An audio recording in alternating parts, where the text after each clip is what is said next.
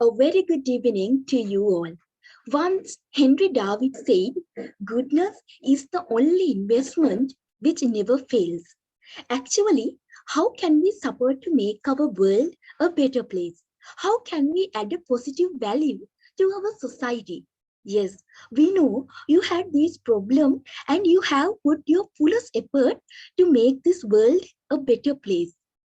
තම රට සමාජය හෝ මුළු ලෝකයේම වෙනුවෙන් යහපත් දෙයක් දායාද කරමින් බොහෝ දිනකගේ ජීවිතවලට ධනාත්මක වටිනාකමක් එකතු කරන්නට පාසල් විශ්වවිද්‍යාල මෙන්ම විවිධ ව්‍යාපාර ආයතන තුල පවා ව්‍යාපෘති මේ වෙද්දී දියත්මමින් පවතිනවා.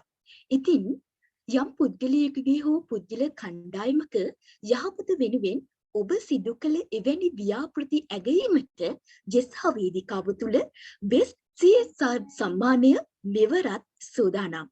ඉතින් ඒ සම්බන්ධව JESA 2022 වැඩමුළු මාලාවේ 7 වන වැඩමුළුව වන Introduction to CSR Award වැඩමුළුව ආරම්භ කරන්නට මත්තෙන් අද දින අප හා එක්වන වෘත්තීය මාර්ග උපදේශන ඒකකයේ අධ්‍යක්ෂක තීරණ විද්‍යා දිනාංශයේ අංශ ප්‍රධාන මහාචාර්ය සුදත් මංජුල අමරසේන ගෘපියාණන් වෘත්තීය මාර්ග උපදේශන ඒකකයේ වෘත්තීය මාර්ග උපදේශිකා වෘත්තීය කුසලතා සංවර්ධන සංගමේ ප්‍රධාන අනුශාසක ජ්‍යෙෂ්ඨ භාණ්ඩාගාරික චතුරාංගනී තෙන්නකෝන් ගුරුමෑණියන් ශ්‍රී ජයවර්ධනපුර විශ්වවිද්‍යාලයේ වෘත්තීය කුසලතා සංවර්ධන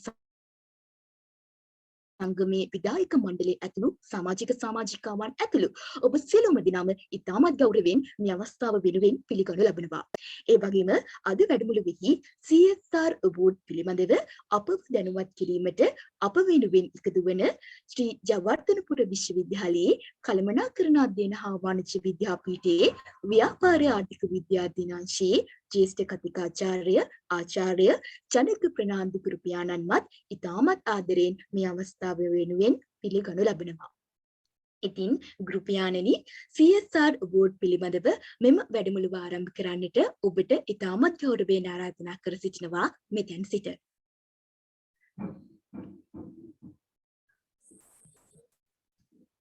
බොහොම ස්තුතියි. Right. හිතන්නේ මට ෂෙයා කරන්න පුළුවන්. හරි. අපේ වෘත්තීය මාර්ගෝපදේශන ඒකකයේ අධ්‍යක්ෂක මහාචාර්ය සුදත් මංජුල සර් ඒ වගේම චතුමිස් බොහොම ස්තුතියි මේ අවස්ථාව ලබා දුන්නට.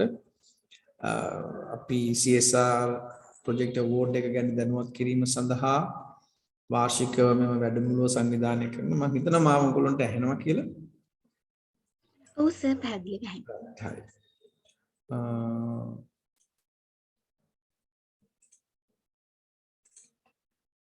right.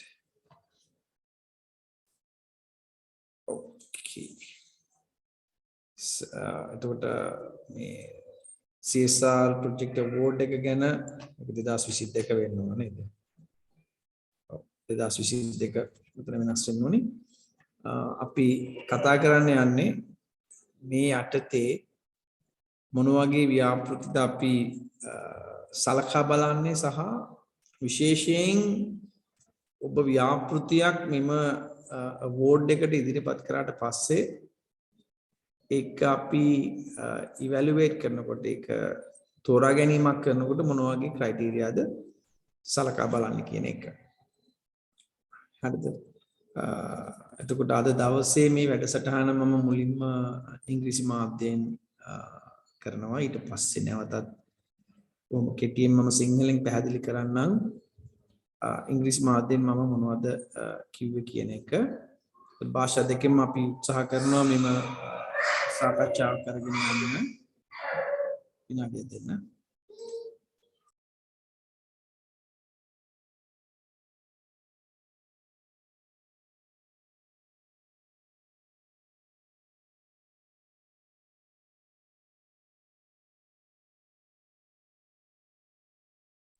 right.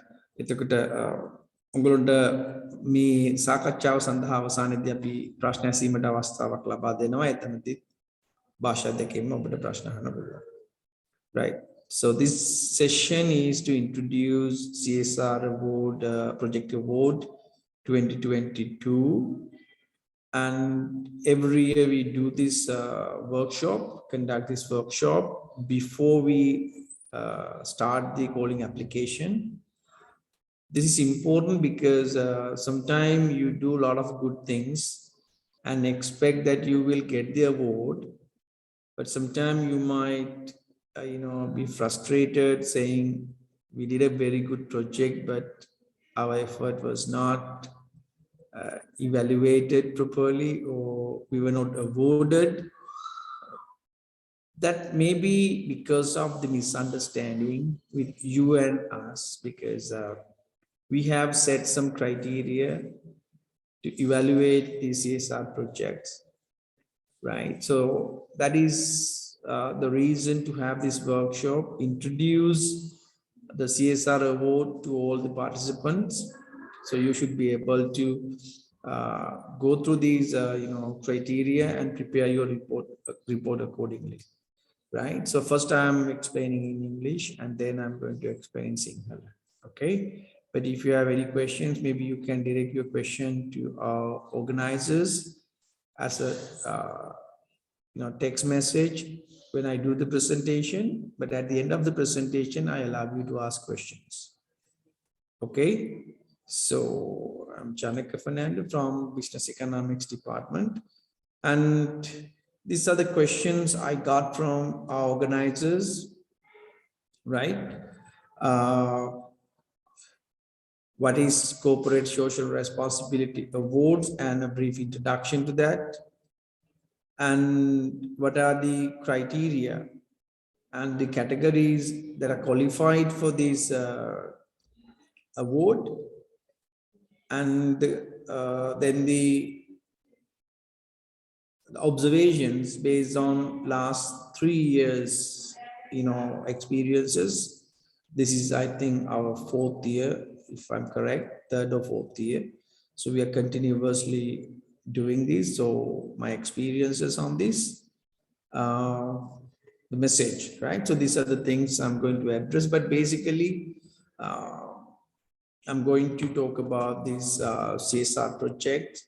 So you can refer to UNIDO definition if you need to understand what is this, right? So here, everything with the change in business environment.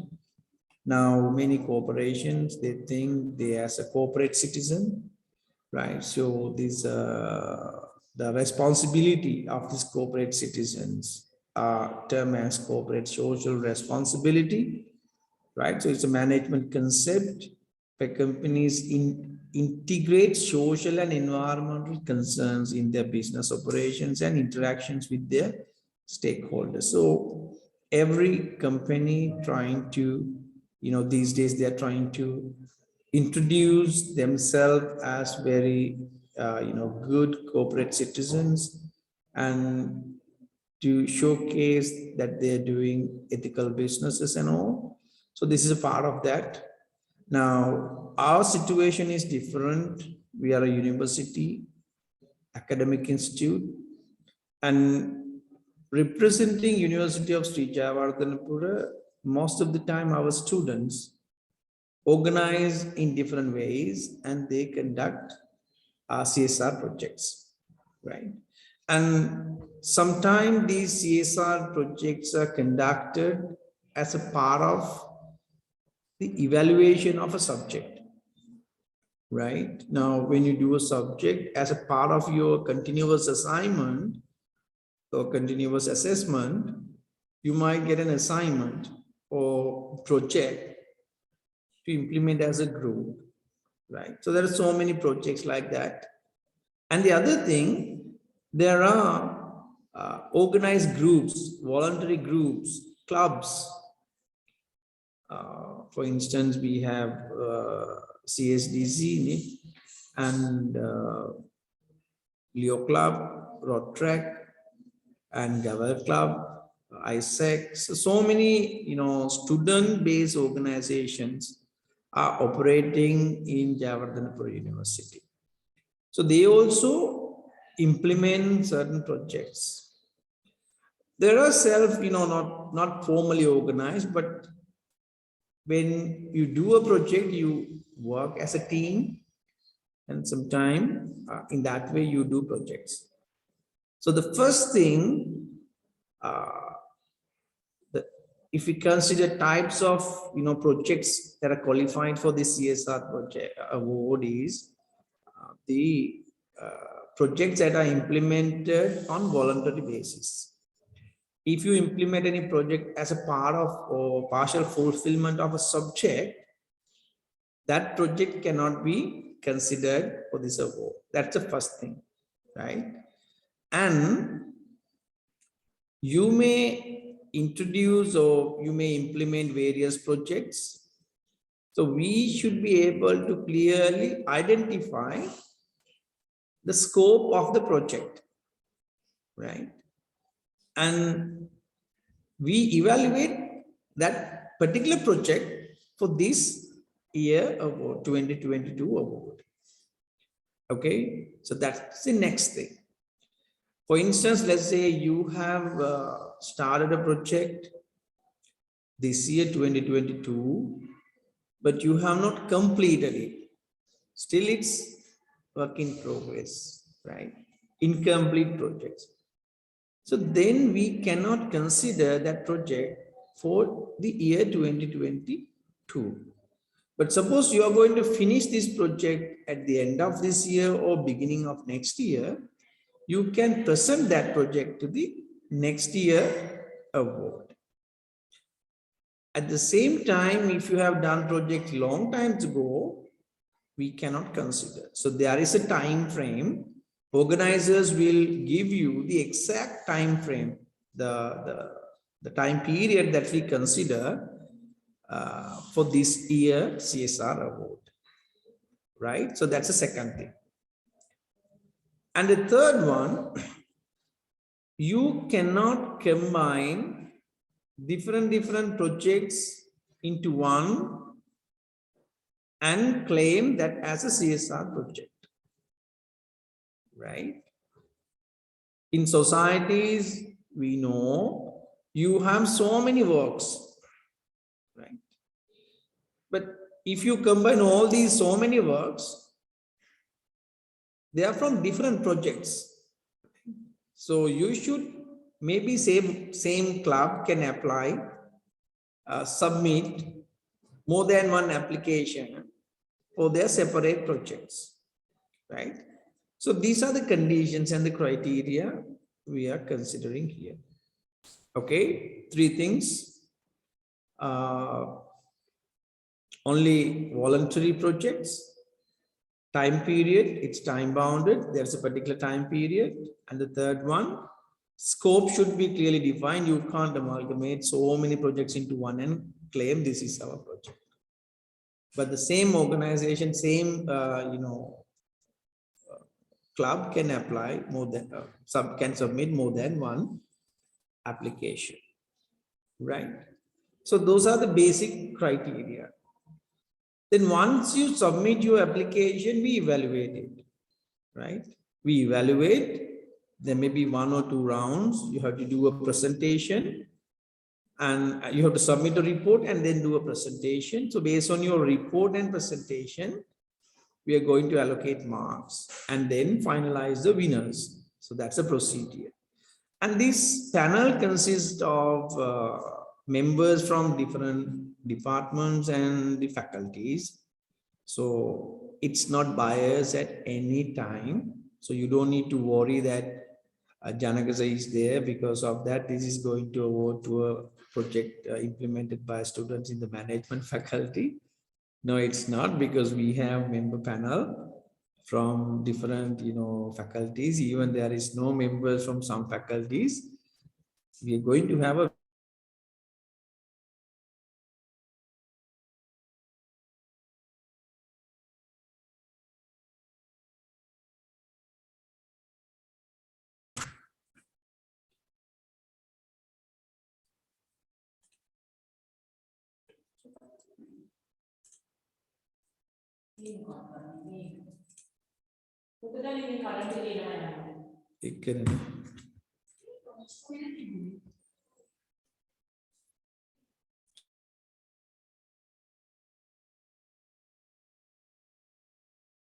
Can you hear me?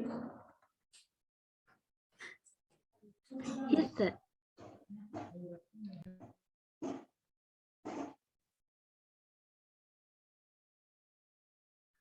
Sorry, do you hear me? Yes, sir. Really sorry. I lost power. Hari prashnayak vela tiyenne apita. Right. Then let me switch off my video and continue the presentation. I hope you can clearly hear me. I'm connected using my mobile data. Okay.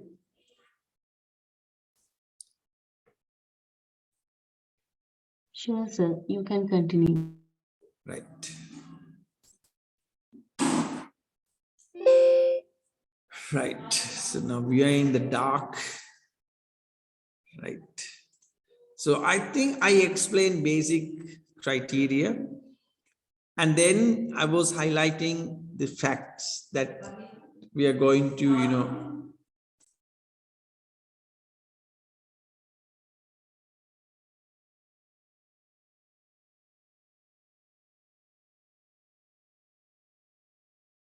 okay.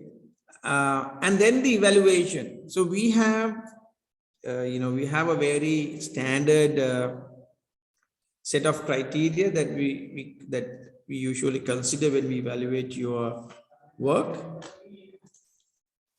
So, and based on last year experience and the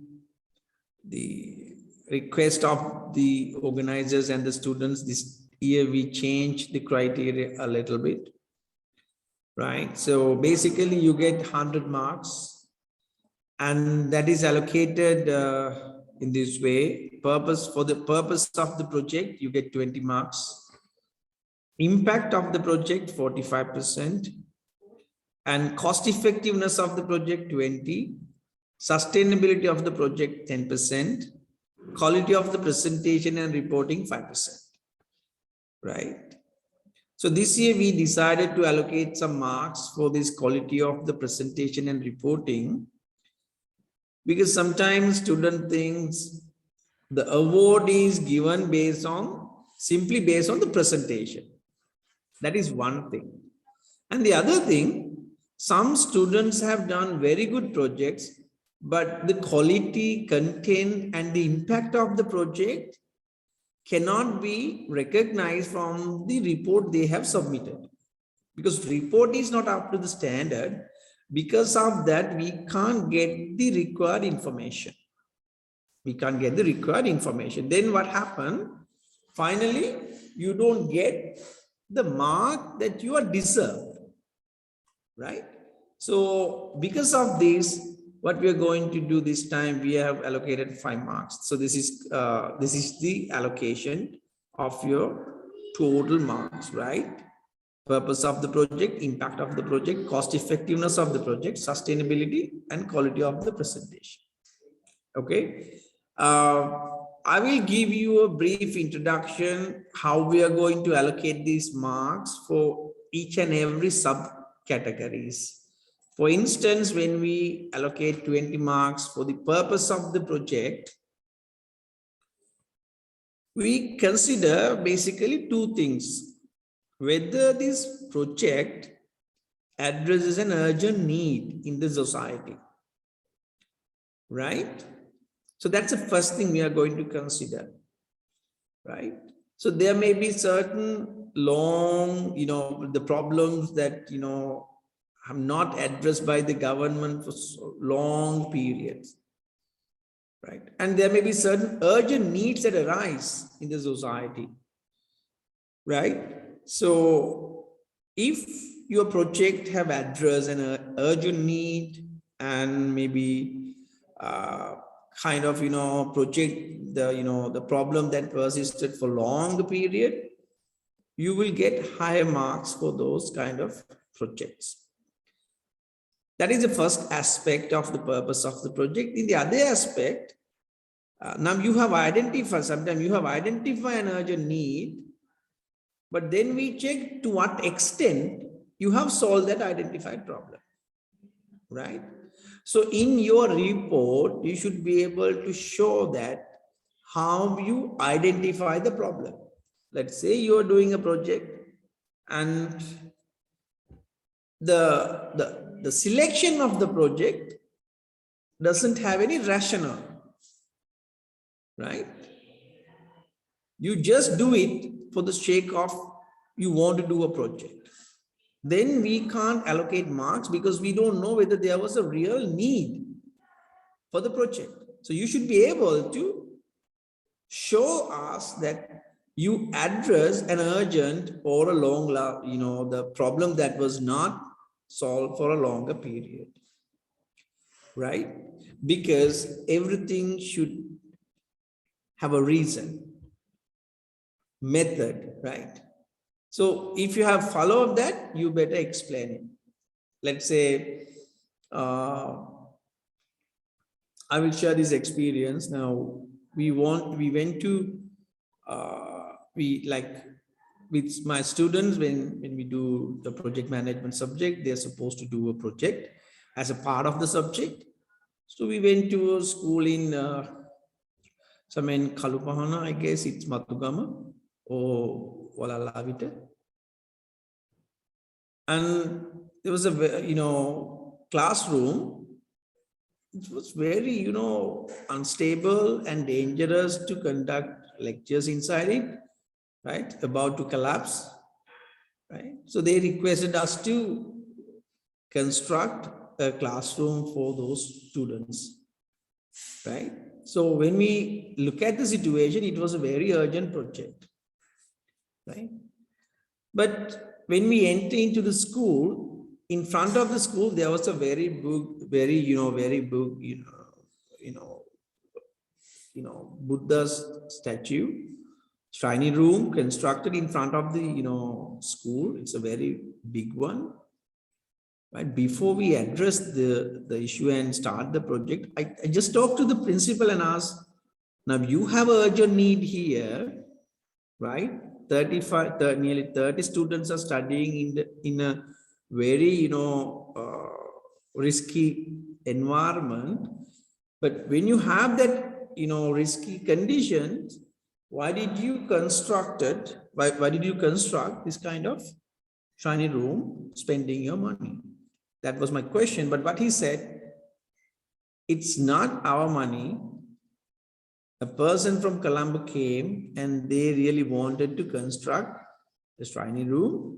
And we showed them the situation in our classroom. What they said, no, what we need, we want to construct a shiny room, Buddhist shiny room. So then you can understand the situation. There is urgent need, but the project is implemented. That is totally different than the need in the school, right? So this is the problem, right? So when you do a project, there should have a reason or the rationale behind the selection. So you should be able to indicate this in your report. This is the first part, right? First part. Impact of the project. So we allocate marks for the impact using various aspects, level of the impact, right? So some projects actually target the entire country. Then benefit goes to all the people in this society. If we take this,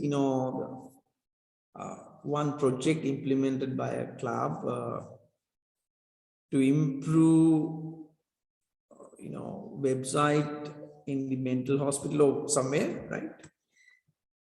Yes. Then when we look at the project and its contribution, benefit goes to entire nation. And compared to that, there may be some projects you go to a very rural area and select a few families and distribute something, right? Your project is good, but in terms of impact, it's very minimum because number of beneficiaries are limited to few members in a particular community, right?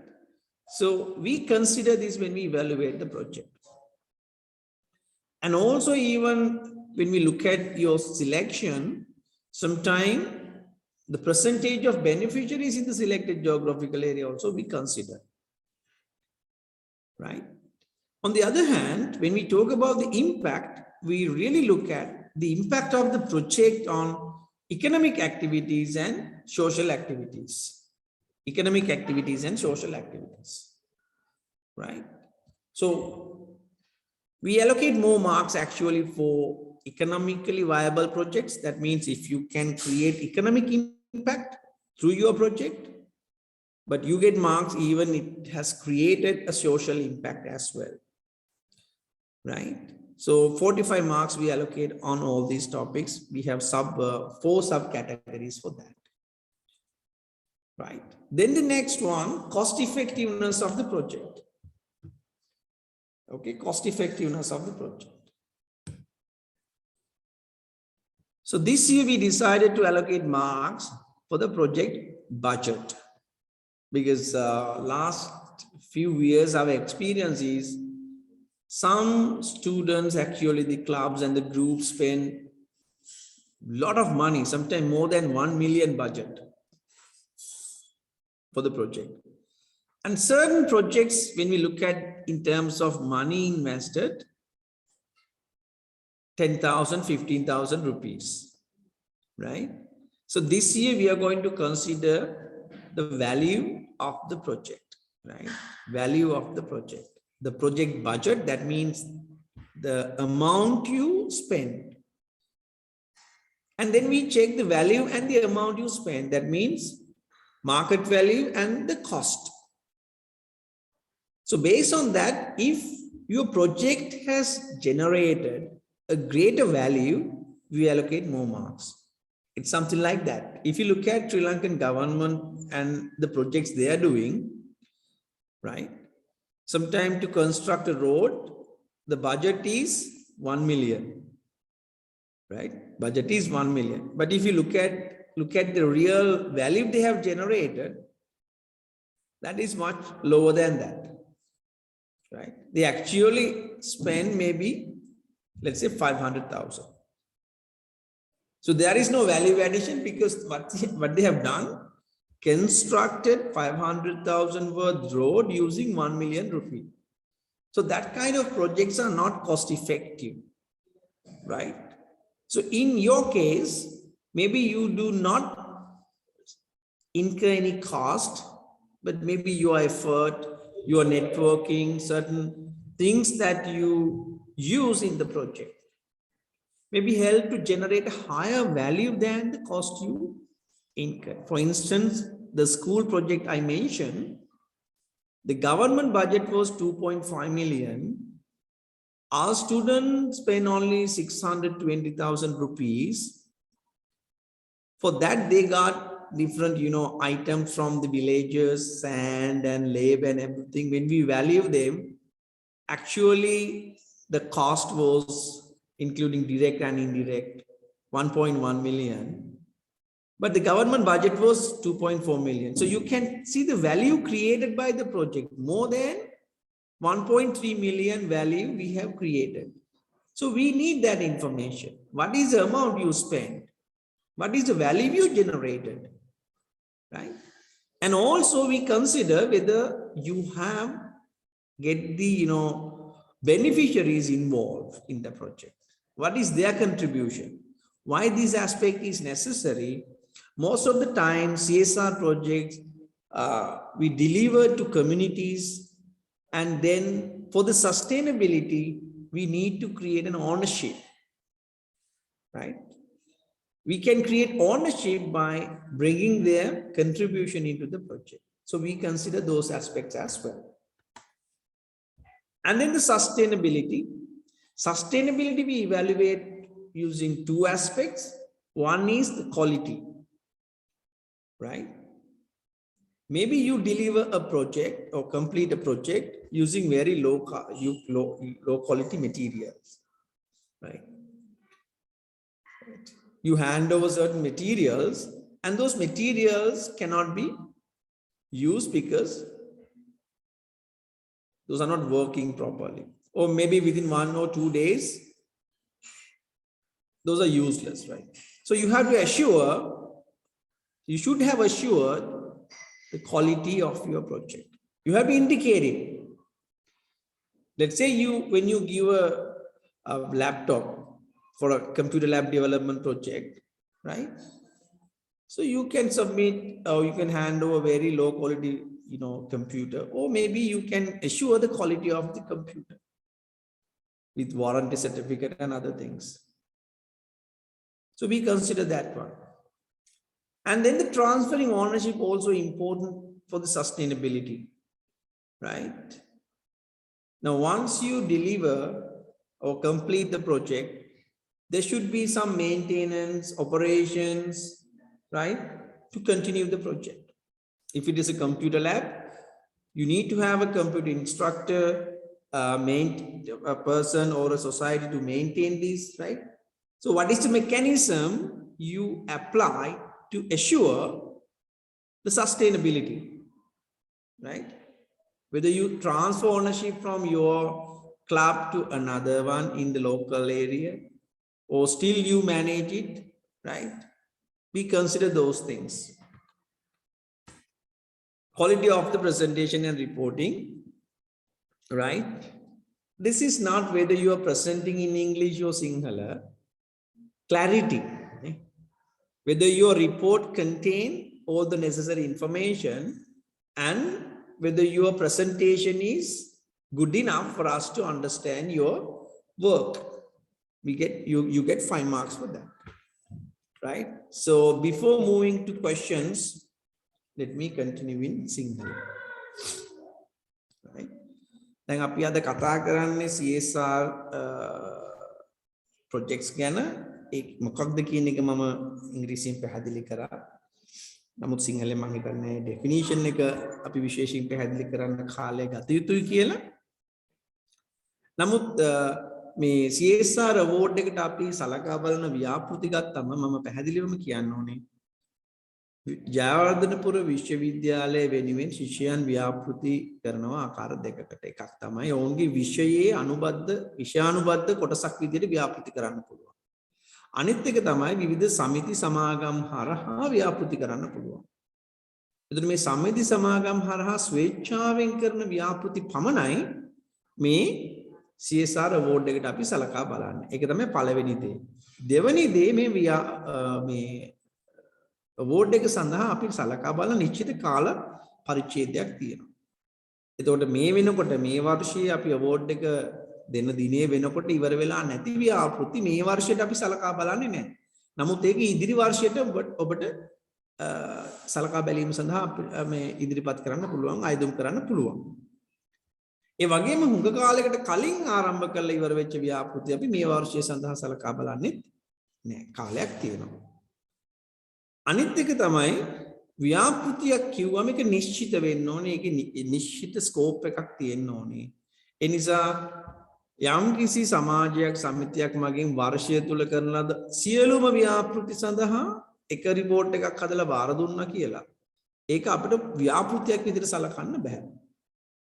අපි සලකා බලන්නේ යම් නිශ්චිත ව්‍යාපෘතියක්. එහෙමනම් මේ යම් නිශ්චිත ව්‍යාපෘතියකට අදාළව ඔබට ව්‍යාපෘති යෝජනාවක් නැත්නම් මේ රිපෝට් එකක් දෙන්න වෙනවා, වාර්තාවක් දෙන්න වෙනවා. එතනදී එකම සොසයිටි එකකට වඩා වැඩි ව්‍යාපෘති වාර්තා ප්‍රමාණයක් එකිනෙකට වෙනස් ව්‍යාපෘති සඳහා යොමු කරන්න පුළුවන්. හරිද? ඒ ටික තමයි ප්‍රධාන වශයෙන් අපි සලකා බලන සාධක විදිහට කතා කරන්නේ. ඊට පස්සේ අපි මේ සෑම ව්‍යාපෘතියක්ම නිසි ක්‍රමවේදයක් යටතේ ඇගීමකට ලක් කරනවා. මේ ඇගීම සඳහා විවිධ පීඨවල ආචාර්යවරු සම්බන්ධ වෙනවා. එතකොට යම් ක්‍රමානුකූල ක්‍රමවේදයකට තමයි අපි මේක තෝරන්නේ. අවසාන අවස්ථාව සඳහා ඇත්තටම මේ ඉන්ඩස්ට්‍රි එකෙන් පවා අපි සම්පත්දායකයන් ගෙන්වනවා. ඔයගොල්ලන්ට බලා ගන්න පුළුවන් මේ ලකුණු ලබා දීමේ ආකාරය. ව්‍යාපෘති අරමුණ සඳහා අපි ලකුණු 20ක් ලබා දෙනවා. ව්‍යාපෘතිය මගින් නැති කරන ලද බලපෑම වෙනුවෙන් ලකුණු 45ක් ලබා දෙනවා. ව්‍යාපෘතියේ පිරිවැය සඵලදායීතාවය සම්බන්ධ ලකුණු 20ක් දෙනවා. ව්‍යාපෘතියේ සස්ටේනබිලිටි එකට අපි ලකුණු 10ක් දෙනවා. ඒ වගේම මේ ව්‍යාපෘති වාර්තාව සහ ඉදිරිපත් කිරීමට ලකුණු 5ක් ලබා දෙනවා. එතකොට මේ ලකුණු ලබා දීම විවිධ අණු කොටස් ඔස්සේ අපි අණු කොටස් වල කඩාගෙන තිනවා. ව්‍යාපෘතියේ අරමුණ කියන එක ගත්තොත් එහෙම ලකුණු 20ක් අපි දෙනවා. මෙතනදී අපි ඇත්තටම බලන්නේ අදාළ ව්‍යාපෘතිය තුළින් ඔබ ක්‍රියාත්මක කරලා තියෙන්නේ මොන විදිහේ අවශ්‍යතාවයක්ද සපුරලා තියෙන්නේ කියන එක. ඒක ඉතාමත් හදිසි තත්වයක් වෙන්න පුළුවන්. එහෙම නැත්නම් ඉතාමත් දිගු කාලයක් අවශ්‍යතාවයක් විදිහට තිබිලා පූර්ණේ කරන්නේ නැති නැත්නම් ක්‍රියාත්මක කරලා නැති ව්‍යාපෘතියක් වෙන්න පුළුවන්. මේකට මම උදාහරණයක් විදිහට කිව්වා. අපි ශිෂ්‍යයන් එක්ක කළුපහන පාසලක් බලන්න ගියාම ඒ පාසලේ තිබුණ පන්ති කාමරයක් ළමයි 35ක් විතර 30ක් 35ක් විතර ඉගෙන ගන්න ඒක හරීම අබලක් කඩන් වැටෙන්න ඕන මෙන්න. හැබැයි එහෙම තියෙද්දි යම් කිසි පිරිසක් පාසලට පැමිණිලා උන්ට බුදුමැදුරක් හදලා දීලා තියෙන ඉතාම විශාල බුදුමැදුරක්. ඉතින් අපි එතන බැලුවම තේරෙන්නේ අර දැඩි අවශ්‍යතාවයක් තියෙන ව්‍යාපෘතියක් තියෙද්දි එහෙම දැඩි අවශ්‍යතාවයක් නැති ව්‍යාපෘතියක් ඕන් කරලා තියෙනවා. අපි ඔයගොල්ලෝගෙන් එවැනි දේවල් බලාපොරොත්තු වෙන්නේ නැහැ. ව්‍යාපෘතියක් කරා මේක යම්කිසි ක්‍රමවේදයකට තෝරා ගැනීමක් කරලා තියෙන්න ඕනේ. ඒ වගේ මේ ගැටලුවක් ඔයගොල්ලෝ හඳුනාගත්තම අපි තවදුරටත් බලනවා මේ ගැටලුවෙන් කොච්චර ප්‍රමාණයක් ඔබ විසඳලා තියෙනවද. ඔබගේ විසඳුම ගැටලුවට මොන ආකාරයෙන් ප්‍රමාණවත් වෙලා තියෙනවද කියන එක. ඊගාට ව්‍යාපෘතියේ බලපෑම කියන එක ගත්තම අපි බලනවා මේ ව්‍යාපෘතිය මගින් කරන ලද බලපෑම කොපමණ පරාසයකට මේක දැනිලා තියෙනවා. සමහරක් ව්‍යාපෘති තියෙනවා ඒකේ ප්‍රතිලාභ මුළු රටේම ඉන්න ජනතාවට ලැබෙනවා. සමහරක් ඒවා ඊටමත් කුඩා ප්‍රදේශයක ගමක අපි හිතමුකෝ කොවිඩ් එක නිසා ඇතිවෙච්ච බලපෑමට ආහාර මළු 5ක් බෙදා දෙනවා. මේ ගමේ පවුල් 5කට පමණයි මේකේ ප්‍රතිලාභය. ඒත් එවැනි ව්‍යාපෘති ගත්ත මේවල බලපෑම් ගත්ත ඉතාමත් අඩුයි. ඒත් අපි එවැනි දේවල් සලකා බලනවා ව්‍යාපෘති අගය කිරීමේ. ඒ වගේම ඔබ යම්කිසි ප්‍රදේශයක් තෝරගත්තට පස්සේ ඒ එහෙම නැත්නම් බෙනිෆිෂරිස්ලා ප්‍රතිලාභ ලබන පිරිසක් තෝරගත්තට පස්සේ ඒ පිරිසෙන් කොපමණ ප්‍රමාණයකට ඔබ ව්‍යාපෘතිය තුලින් ප්‍රතිලාභ ලබා දීලා තියෙනවද කියන එකත් අපි බලනවා. ඒ වගේම මේ ව්‍යාපෘතිය තුලින් නැති කරන ලද ආර්ථික ප්‍රතිලාභයන් මොනවද කියන එක විශේෂයෙන් අපි සැලකිල්ලට ගන්නවා. ආර්ථික ප්‍රතිලාභ කියන එකෙන් අපි අදහස් කරන්නේ යම්කිසි කෙනෙක්ට ගිහිල්ලා ආහාර නැති කෙනෙක්ට බඩු මල්ලක් දෙන්න පුළුවන්. ඒකෙන් වෙන්නේ නැහැ ආර්ථික ප්‍රතිලාභයක්. එක දවසක ආහාර වියදම අඩු වෙනවා. සමාජ ප්‍රතිලාභයක් එතන තියෙනවා. හැබැයි ඒ වෙනුවට ඔබට පුළුවන් නම් ඕන්ට ආදායම් ඉපීමේ මාර්ගයක් ඇති කරන්න. අන්න එතකොට ආර්ථික ප්‍රතිලාභය ලැබෙනවා. ඒක දිගු කාලීනයි. අපි හැමෝම දන්න කතාවක් තියෙනවනේ නේද? මාළුවෙක් දෙන්න එපා බිලිපිත්තක් දෙන්න වගේ කතාවක් නේ. ඒ වගේ දෙයක් තමයි බලන්න. එතකොට ඒක අපි සැලකිල්ලට ගන්නවා මේක නිකන් ඩොනේෂන් එකක්ද නැත්නම් මේකේ ප්‍රතිලාභ ආර්ථික ප්‍රතිලාභ තියෙන ව්‍යාපෘතියක්ද කියලා. හරිද?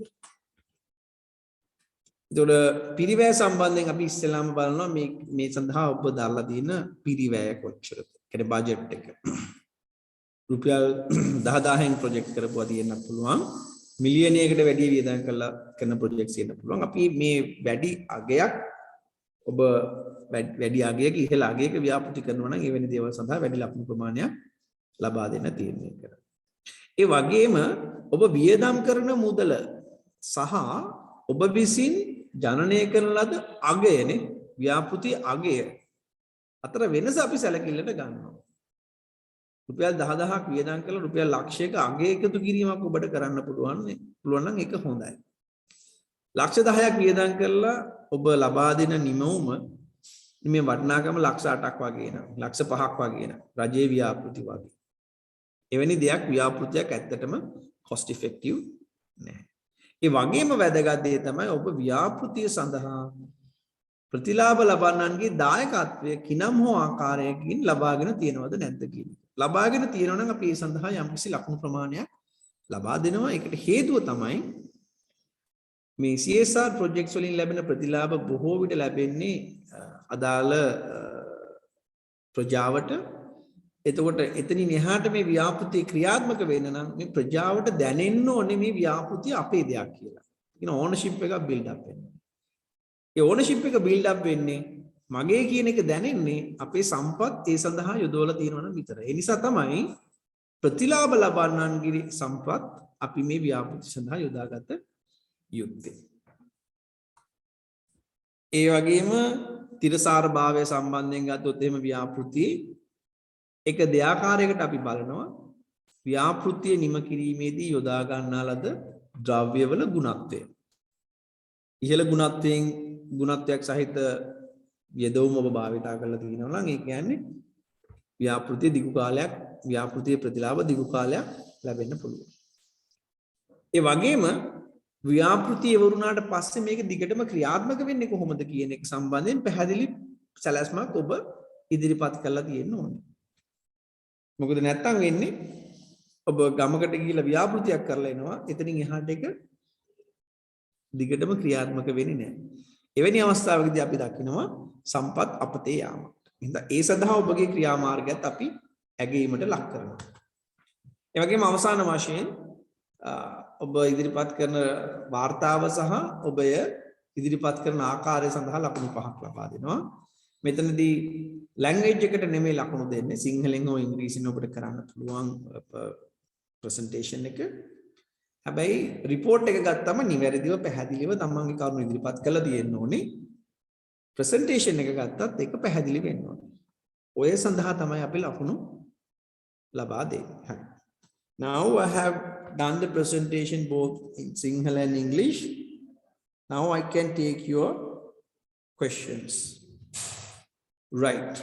Moderators or organizers, shall we have questions? මොනහරි ප්‍රශ්න තියෙනවා නම් අපි අහන්න කියමු ඒගොල්ලන්ට. ඉතින් මේ අවස්ථාවේ ඔබට CSR බෝඩ් එක සම්බන්ධයෙන් යම් ගැටලුවක් තියෙනවා නම් ඔබට පුළුවන් chat box එක හරහා ඉදිරිපත් කරන්න. නැත්නම් මයික්‍රොෆෝන් එක අන්මියුට් කරලත් මේ වෙලාවේ අහන්න පුළුවන්.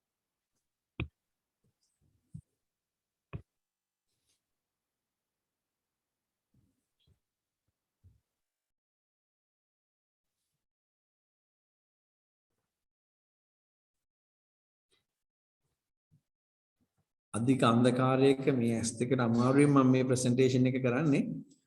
මොකද කළුවරේ මේ ලැප්ටොප් එකේ ලයිට් එක එනකොට අපහසුයි නේ. ඒ නිසා සහ බැටරි කොහොම වෙයිද දන්නේ නැහැ. මේ අවස්ථාව ඉක්මනට ඔයගොල්ලෝ පාවිච්චි කරනවා නම් හොඳයි ඔයගොල්ලෝගේ ගැටලු විසඳ ගන්න. ප්‍රශ්න මොකුත් නැද්ද?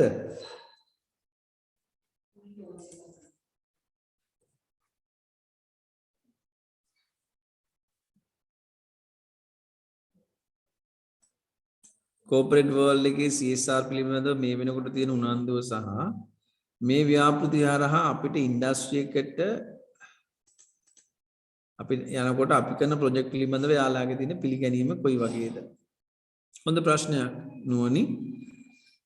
දැන් corporate world එක ගත්තොත් එහෙම මේ වෙනකොට එක CSR project කියන එක ඒගොල්ලොන්ගේ operations වල කොටසක් වෙලා තියෙනවා. හේතුව තමයි පාරිභෝගිකය ආයතනික වගකීම පිළිබඳව මේ වන විට වඩාත්ම සංවේදී වෙලා තියෙනවා. දැන් ඔයගොල්ලෝගේ දැන ගැනීමට මම කියන්නම් 2023 ජනවාරි ඉඳලා ජර්මනියට යම්කිසි ආයතනයක් භාණ්ඩ අපනයනය කරනවා නම් ඔවුන් පැහැදිලිවම නිෂ්කාශනයක් කරගන්න ඕනේ. ඒ කියන්නේ තමන්ගේ supply chain එක තුල unethical business practices මුකුත් නැහැ කියලා. දැන් ඒ කියන්නේ තමන්ගේ ආයතනය තුල පමණක් නෙමෙයි. ඒ කියන්නේ child labor use කරන එක, labor exploitation එක මේ වගේ දේවල් ආයතනය තුල පමණක් නෙමෙයි. supply chain එකෙත් නැහැ කියලා. මම material ගන්නවා නම් කාගෙන් හරි ඒ මැටීරියල් ගන්න එක්කිනාගේ ආයතනය තුල අපි අර බලන දේවල් තියෙනවා. ඒ මට්ටමට මේ values ethics කියන දේවල් ගිහිල්ලා තියෙනවා.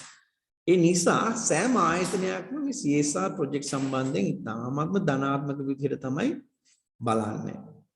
ඒ නිසා ඔවුන් යම්කිසි සේවකයෙක්ව බඳවා ගන්නකොට ඔවුන් සෑම විටම උත්සාහ කරනවා මේ පිළිබඳව අවබෝධයක් තියෙන. මේ වගේ mindset එකක් තියෙන අයව බඳව ගන්න. හේතුව තමයි උගොල්ලෝ CSR projects දැන් ඔය විවිධ කණ්ඩායම් හරහා කරන්නේ මේ award එක ගන්න නෙමෙයි. උගොල්ලෝ කරන්නේ කරපු ව්‍යාපෘතියක්. උගොල්ලෝ ව්‍යාපෘතිය කරනවා කරාට පස්සේ දන්නවා මෙහෙම award එකක් ගන්න පුළුවන් කියලා. නැත්තම් ව්‍යාපෘතිය හොඳට කෙරුවට පස්සේ හිතනවා මේ පාර අපිට award එක මේකට හම්බ වෙන්න පුළුවන් අපි මේක කරොත් කියලා. කරපු ව්‍යාපෘතියක් තමයි මේකට ඉදිරිපත් කරන්නේ. award එක බලාගෙන ව්‍යාපෘති කරන්නේ නැහැ කවුරුක්වත්. ඒ කියන්නේ ඔයගොල්ලෝගේ ඇත්තටම තියෙන්නේ ඊටමත් ධනාත්මක ආකල්ප. මේවා ඉන්ටර්විව්ස් වලදී ඔයගොල්ලන්ට පාවිච්චි කරන්න පුළුවන්. හරිද? දැන් ව්‍යාපාර ආයතනයක රැකියාවකට කැඳෙවුවම බොහෝ විට අධ්‍යාපන සුදුසුකම් කියන දේවල් ඒගොල්ලෝ දන්නවා. යුනිවර්සිටි එකට ගියාම ඩිග්‍රී එකක් තියෙනවා හරි. මැනේජ්මන්ට් එකේ නම් ග්‍රැජුවේට්ස් like 1200ක් අවුරුද්දකට අපි ප්‍රොඩියුස් කරනවා. ඉතින් ඔක්කොණ්ඩම ඩිග්‍රී එක තියෙනවා. හැබැයි එතනින් එහාට ගිහිල්ලා ස්කිල්ස්, ඇටිටියුඩ්ස් දේවල් ජජ් කරන්න වෙන්නේ මේ වගේ ක්‍රියාවලින් තමයි. අපේ ස්ටුඩන්ට් කෙනෙක් මේ ළඟදී Facebook එකේ පෝස්ට් එකක් ෂෙයා කරලා තිබුණා. ISEC එකකින් එයා ගත්ත ස්කිල්ස් කොහොමද යට ජොබ් මාකට් එකේදී උපයෝගී වුණේ සහ යුනිවර්සිටි එකකින් ඉගෙනගත්ත සමහරක් විෂයන් ඒ තරමට වැදගත්ුන්නේ නැහැ වගේ අදහසක්. ඒක වෙන්න පුළුවන්. මොකද විෂයන් වලින් දැනුම ලබා ගත්තට කුසලතාවය ලබා ගන්න වෙන්නේ ක්‍රියාකාරකම් වලින්. ඒතර මේ ක්‍රියාකාරකම් කරන්න වෙන්නේ මේ වගේ වැඩ හරහා. ඉතින් අනිවාර්යෙන් මෙවැනි දේවල් ඉතාමත් වැදගත්. එහෙම නැත්නම් ඉහළ පිළිගැනීමකට ලක් වෙනවා. ඔයගොල්ලෝ ජොබ් මාකට් එකට ගියා. මම හිතනවා ආගේ ප්‍රශ්නෙට මම පිළිතුරු ලබා දුන්නා කියලා. හරි. තව මොනවාරි ප්‍රශ්න තියෙනවද? good evening sir මට පොඩි දැන් ගිය අවුරුද්දේ මගේ අපේ ක්ලබ් එකෙන් අපේ ප්‍රොජෙක්ට් සර්විස් ඇක්ටිවිටි 100කට වඩා වගේ කරා. මම ඇප්ලයි කරද්දි මේකට ඇප්ලයි වුණ එකද තෝරගන්න ඕනේ කියන එක බලද්දි මට තියෙන ප්‍රශ්නයක් සමහර ප්‍රොජෙක්ට්ස් අපි කරලා තියෙනවා ලොකු බජට් එකක් ලොකු මුදලක් වෙන් කරලා සමහර ඒවා ලොකු මුදලක් වෙන් නොකරට ඒකින් වෙන ඉම්පැක්ට් එක ලොකු කාලයක් තුල ඒක කරලා ලොකු ඉම්පැක්ට් එකක් සමාජයට වෙලා තියෙනවා. හරි. ඒ වගේ ඒවෙන් මොන එකද හරියටම අපි තෝරගන්න ඕනේ මේ අවෝඩ් එකට ඇප්ලයි කරනවා නම්. බොහොම හොඳයි. විශේෂයෙන් මම දන්නවා ක්ලබ් විදිහට වැඩ කරනකොට එංගලොන්ගේ එක ටීම්ස් වලට එකිනෙකට වෙනස් ව්‍යාපෘති කරනවා. ඒක වැදගත්ම දේ තමයි ව්‍යාපෘතිය හරියට නිර්වචනය කරලා ඒකට අදාළව ව්‍යාපෘති වාර්තාව සකස් කරලා අපිට ඉදිරිපත් කරන එක. එතනදී මම කලින් කිව්වනේ ඔයාට හිතෙනවා නම් එක ව්‍යාපෘතියක් තියෙනවා ලොකු මුදලක් වියදම් කරලා කරපු හැබැයි රටටම දැනෙච්ච ඉම්පැක්ට් එකක් නෙමෙයි යම් කිසි කමියුනිටි එකකට දැනෙච්ච එකක් කියලා. සහ තව එකක් තියෙනවා ලොකු ඉම්පැක්ට් එකක් තියෙන ලොකු බජට් එකක් නැති. ওই දෙකට වෙන වෙනම ව්‍යාපෘති වාර්තා දෙකක් ඉදිරිපත් කරන්න. එතකොට ඔයාට හිතෙන්න පුළුවන් අපේ ක්ලබ් එකෙන් මේ දෙක එකතු කරාම හොඳ ව්‍යාපෘතියක් එනවා කියලා. එහෙම එකතු කරන්න නම් ව්‍යාපෘතිය පොදු ව්‍යාපෘතියක් යටතේ අනුක්‍රියාකාරකම් විදියට ඒව කරලා තියෙන්න ඕනේ. හරිද? දැන් උදාහරණයක් විදියට අපි මෙහෙම ගමුකෝ. සෙමිනාර් එකක් කරලා තියෙනවා. ඒ යටතේ ඒකත් එක්කම ඒකට සහභාගී වෙන අයට යම් ආකාරයකට ඔන්ලයින් ලර්නිං සඳහා අවශ්‍ය වන පරිගණක ටැබ් බෙදා දීලා තියෙනවා. දැන් මේක දෙකක් නෙමෙයිනේ. ක්‍රියාකාරකම් දෙකක් හැබැයි එක ව්‍යාපෘතිය තුල. හරිද? ඔන්ලයින් සෙමිනාර් එකක් ටැබ්ස් බෙදා දීපු එකක්. නමුත් මේ දෙක එකම ව්‍යාපෘතියේ ක්‍රියාකාරකම්. එවැනි දේවල් ඔබට එක ව්‍යාපෘති යෝජනාවකට ගෙනල්ලා ඉදිරිපත් කරන්න පුළුවන්. මේක මම හිතන්නේ ගිය අවුරුද්දේ අපි තෝරපු ව්‍යාපෘතිය මම මේ කතා කරන්නේ accountants එකෙන් මැනේජ්මන්ට් එකේ කරපු ප්‍රොජෙක්ට් එක තමයි. එහෙම නේද? අපි ඕගනයිසින් කමිටි එක අපි තීරුවෙන් ගොළුම් නේද? මට මතක හැටියට ඇෆ්මා එකෙන් කරපු ප්‍රොජෙක්ට් එක තමයි තේරුනේ. එතකොට සර් නැහැ සර් අර රොටරැක් එකේ බටර්ෆ්ලයි මොකක් හරි අන්න එහෙම නමකින් තිබ්බ ප්‍රොජෙක්ට් එකක් මට මතක තියෙන විදිහට. ඒ ගිය අවුරුද්දට කලින් ගිය අවුරුද්දේ මට මතක හැටියට accountants එක තේරුනේ මිස්. ගිය අවුරුද්දේ බටර්ෆ්ලයි එක ආවේ අපි පළවෙනි ඒක තමයි ෆස්ට් එක. ඔව් මේක තමයි ෆස්ට් එක. ඒ ෆස්ට් එකේ. අන්තිම අවුරුද්දේ ඒ බටර්ෆ්ලයි නමින් ආපු ප්‍රොජෙක්ට් එකේ රොටරැක් එකේ ඒක තමයි ෆස්ට් ප්ලේස් ආවේ. ඒක ෆස්ට් නේ. අරක සෙකන්ඩ් උනේ නේ. මේ accountants එක සෙකන්ඩ් ඔක්කයි. කොහොමද දැන් එතනදී ඔයගොල්ලෝ තේරුම් ගන්න ඕනේ ව්‍යාපෘති කීපයක් එකිනෙකට කිසිම සම්බන්ධයක් නැති දේවල් එක රිපෝට් එකට දාන්න බෑ. මොකද ඒක එක ව්‍යාපෘතියක් නෙමෙයි ව්‍යාපෘති කීපයක්. හැබැයි එකම ව්‍යාපෘතියේ එකිනෙකට වෙනස් ක්‍රියාකාරකම් ඔයගොල්ලන්ට ඒක ලස්සනට ගොනු කරලා ඉදිරිපත් කරන්න පුළුවන්. මම ඒකට ඉදිරිපත් කරා පැහැදිලිද ඔයගොල්ලන්ට අපි සලකා බලන විදිහ? ඔව් sir thank you so much. හරි. තා මොන හරි තියෙනවද ප්‍රශ්න?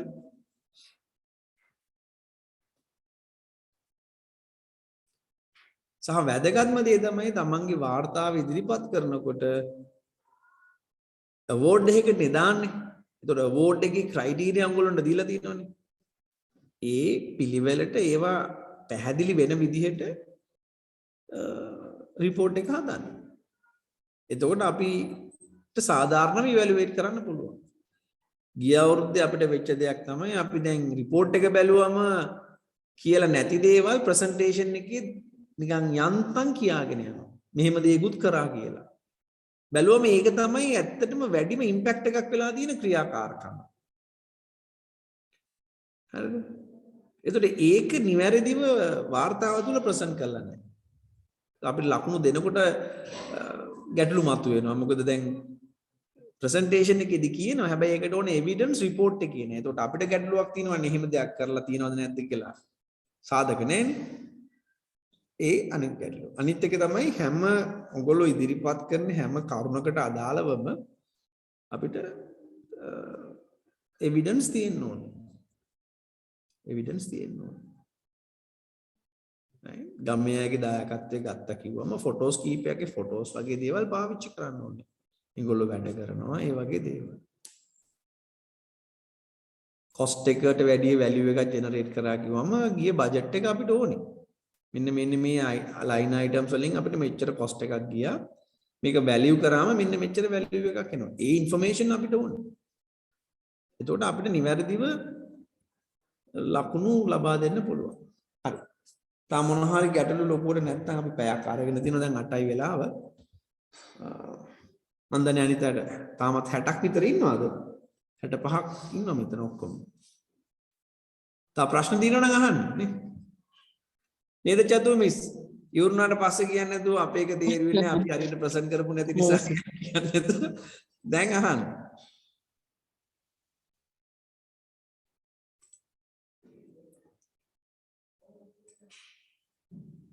Any questions? I think I explained it enough. But if you still have problems, you can. Sir, yes. Sir Chathu මේ සර් අර සස්ටේනබිලිටි ගැන එතකොට අපි ඒක ළමයිට පොඩ්ඩක් තව ඒක පොඩ්ඩක් පැහැදිලි කරලා දෙන්න පුළුවන්ද? ඒක කොහොමද අපි රිපෝට් එකේ දාන්නේ නැත්නම් ඒ එවිඩන්සස් කොහොමද මේවා කරන්න කියන එක මේ කට්ටිය ඔව් අපි ඒකත් පැහැදිලි කරගමුකෝ මිස්. දැන් මම මේකට උදාහරණයක් කියන්නම්කෝ. මොකද මම ළමයික ගොඩක් ප්‍රොජෙක්ට්ස් කරන නිසා හරි ලේසි.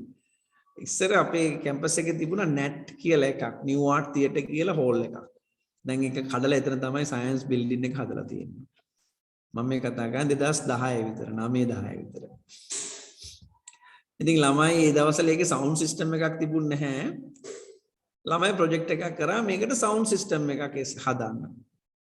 ඉතින් සවුන්ඩ් සිස්ටම් එක මාත් ගිහිල්ලා තව කීප දෙනෙකුත් ඇවිල්ලා අපි විවෘත කරලා වාසනාවට හෝ අවාසනාවට ඊට පහුවෙන්ද දවසේ ලෙක්චර් එක කරන්න තිබුණේ මට. ඒ හෝල් එකේ මගේ ලෙක්චර් එක තමයි උදේ තිබුණේ. මම ගිහිල්ලා මේ මයික්ස් යූස් කරන්න ගන්නකොට ඒ සවුන්ඩ් සිස්ටම් එක වැඩ කරන්නේ නැහැ. ඒ වෙනකොටත් කැඩිලා. ටෙස්ට් කරා ඒක පොඩ්ඩක් හරි ගියා. ඊට පස්සේ ටිකක් වෙලා වැඩ කරනකොට ඒක කැඩිලා.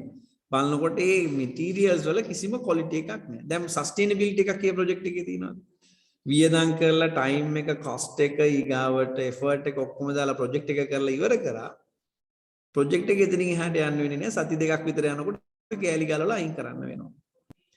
එහෙම වෙන්න බෑ. ඒක අපි බලනවා ඔයගොල්ලෝ අයිටම්ස් මොන හරි දීලා තියෙනවා නම් deliverables තියෙනවා නම් equipments computers වෙන්න පුළුවන් ඕනෑම දෙයක්. ඒකේ durability එක material වල නේ ඒක කොච්චර කාලයක් පාවිච්චි කරන්න පුළුවන්. ඒතර මේ වගේ දේවල් වලට අවශ්‍ය වෙන evidence ඔබ ලබා දෙන්න ඕනේ. කම්පියුටර් එකක් ලබා දුන්නා කියවම සමහරක් වෙලාවට මේ කම්පියුටර් එක ගන්නකොට අවුරුදු 3ක වොරන්ටි එකක් එක්ක නම් ඔයගොල්ලෝ අරන් තින්නේ අන්න ක්වොලිටි එක අපිට එතනින් එන වොරන්ටි එකක් එක්ක අරන් දෙලා. ඒතර එවිඩන්ස් එක විදිහට එන්න පුළුවන් මේ වොරන්ටි සර්ටිෆිකේට් එක. ඒ වගේ දේවල්. හරිද? බිල්ඩින් එකක් ඔයගොල්ලෝ හදනවා නම් බිල්ඩින් එකේ ක්වොලිටි එක ඇත්තටම සර්ටිෆයි කරගන්න පුළුවන්. මේක මෙන්න මේ ස්ටෑන්ඩඩ් වලට මේක හදන්නේ කියලා. ඒතර ඒ වගේ එවිඩන්ස් එන්න ඕනේ. අනිත් එක තමයි සස්ටේනබිලිටි කිව්වම මේ කරන ව්‍යාපෘතිය ඉදිරියට ක්‍රියාත්මක කරගෙන යන වැඩපිළිවෙලක් උගලෝ ගාව තියෙනවද ඒකට සැලැස්මක් තියෙනවද කියන එක. ඒකටත් මම උදාහරණයක් ගන්නම්. අපි ලිහිණිගම ඒත් මදුගම පැති ගමක් සම්පූර්ණයෙන් තෝරගෙන අපි ව්‍යාපෘති කරා. ඒකේ ෆොටෝස් අපේ වෙබ්සයිට් එකේ තියෙනවා. ඒකේ තිබුණ නැනසලා ක්‍රියාත්මක වෙන්නේ නැති. අපි මේක සංවර්ධනය කරා. කම්පියුටර්ස් 4ක් විතර අලුතෙන් මිලදී අරගෙන ළමයි තමයි කරේ අපි කිව්වට මගේ විෂය යටතේ සංවර්ධනය කරා. ඒකට වැඩපිළිවෙලකුත් අපි හැදුවා. සනස එකත් එක්ක සම්බන්ධ වෙලා ඒ ගමේ හිටිය තරුණ ළමයි ගෑන් ළමයි කියා එකඟ වුණා යාට කම්පියුටර්ස් පුළුවන් මේ නැනසල පවත්වාගෙන යන්න. හරිද? දැන් එතකොට අපි ඒක නිවැරදිව ට්‍රාන්ස්ෆර් කරා. එතකොට එයා තමයි උගන්වන්නේ ළමයි එනවා මේක ඉගෙන ගන්නවා ගුරුවරයෙක් ඉන්නවා ඒක මේන්ටේන් කරන ආයතනයක් තියෙනවා. අපි අවුරුද්දකට පස්සේ ගිහිල්ලා බැලුවා පසුවිපරමක් කරා. මාස 6කට පස්සේ ප්‍රොජෙක්ට් එකට හැමතිලා හේතුව තමයි අර දරුවා විවාහ වෙලා ගමෙන් ගිහිල්ලා. දැන් නැනසල වහලා කම්පියුටර්ස් ටික තියෙනවා කරන්න කෙනෙක් නැහැ. right? එතකොට මේ වගේ ගැටලු එන්න පුළුවන් ඔයගොල්ලෝගේ ප්‍රොජෙක්ට්ස් වල. එතකොට ඔයගොල්ලෝ මේකට මොන වගේ විසඳුම් දරන් තියෙන්නේ ඒකේ පැවැත්ම පිළිබඳව අපි සැලකිලිමත් වෙනවා. සමහරක් වෙලාවට ඉස්කෝලේකට ගිහිල්ලා කම්පියුටර්ස් දීලා එනවා. හොයලා බලලවත් නැහැ මේ ඉස්කෝලේ කම්පියුටර්ස් දන්න ටීචර් කෙනෙක් ඉන්නවද නැද්ද කියලා. right? එහෙම වෙන්න බෑ. එතකොට මේ දේවල් තමයි මම අපි මේ සස්ටේනබිලිටි කියන එක යටතේ අනු කොටස් දෙක යටතේ බලන්නේ. මම හිතන්නේ ඒක පැහැදිලි කියලා දැන්.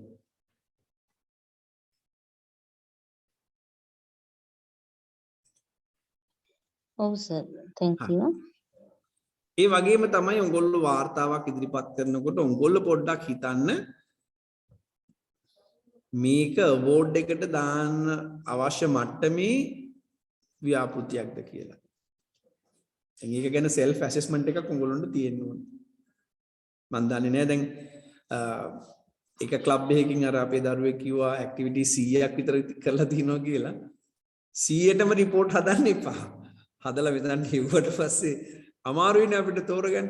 ඔයගොල්ලෝගේ දින හොඳම ව්‍යාපෘති 3 නේ. 1 2 3 විතරයිනේ අපි දෙන්නේ නේද චතුමිස්? ඔව් සර්. නෝ. ඒ කියන්නේ උපරිම 3ක් වගේ වෙන්නේ. ඒකිනුත් හොඳම මට්ටමේ ඒවා තෝරලා අපිට ඉදිරිපත් කරන්න. මොකද මට මතකයි ගිය පාර එක ක්ලබ් එකකින් තිබුණා ව්‍යාපෘති 3-4ක් යෝජනා 3-4ක් සමහරක් ඒවා ඇත්තටම ව්‍යාපෘති නෙමෙයි. ව්‍යාපෘතියක ඊටමත් කුඩා ක්‍රියාකාරකමකට තමයි වාර්තාව හදලා තියෙන්නේ. එහෙම කරන්න එපා. නිවැරදිව හිතලා මෙන්න මේ ව්‍යාපෘතිය තමයි මේ ව්‍යාපෘති 2 හෝ 3 තමයි අපි ඉදිරිපත් කරන්න කියලා හිතලා ඒකට අදාළව රිපෝට් එක හදන්න. හරි. තාම මොන හරි ප්‍රශ්න තියෙනවද? ටෙක්ස්ට් කරන්න මොන හරි ප්‍රශ්න උන්ට අහන්න බයයි වගේ නේ. මෙතන ඉන්න ගොඩක් අය.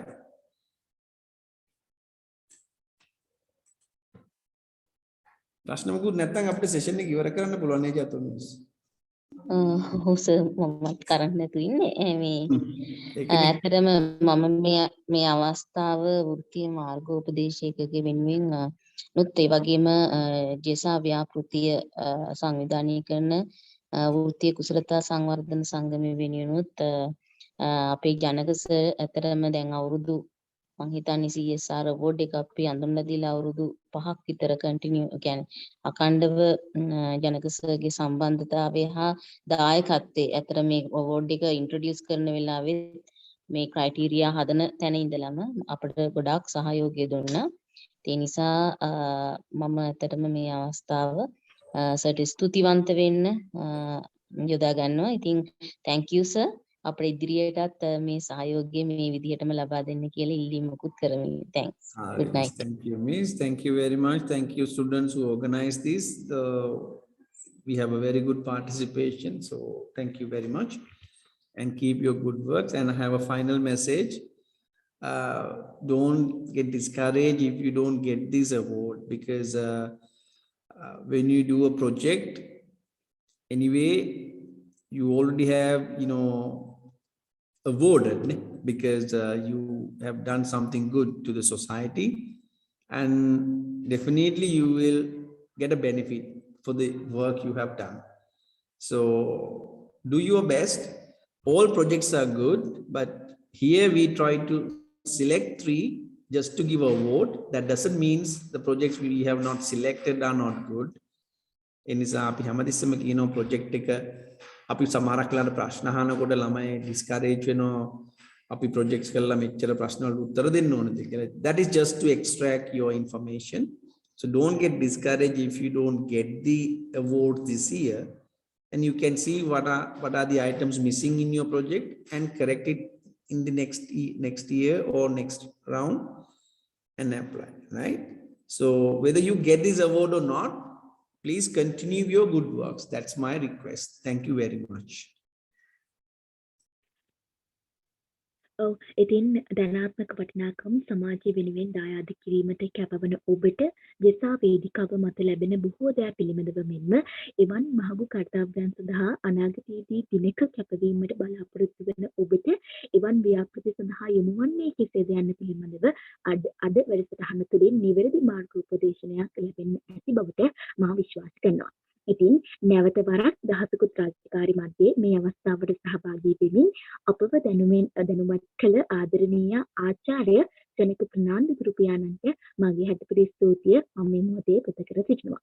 එලෙසම නිබඳව අප පසුපස සිටිමින් නිවැරදි මඟ පෙන්වීමක් ලබා දෙන මහාචාර්ය සුදත් මංජුල අමරසේන ගුරුපියාණන්ටත් අපගේ සෙමිනල්ලමින් අප පිටිපසින්ම සිටින ආදරණීය චතුරාංගනී පෙන්නකෝන් ගුරුමෑණියන්ටත් JESA 2022 අධ්‍යක්ෂක මණ්ඩලය හා JESA වර්ක්ෂොප් සීරීස් සංවිධායක මණ්ඩලයේ සියලුම දෙනාටත් අධික සහභාගී වූ ඔබ සියලුම දෙනාටත් මගේ ස්තුතිය මෙලෙස පුද කර සිටිනවා. ඉතින් අවසාන වශයෙන් ඔබට JESA මාවතේ ජයග්‍රහණය ප්‍රාර්ථනා කරමින් ඔබෙන් සමුගන්නම්. ඔබ සැමට ජයග්‍රාහී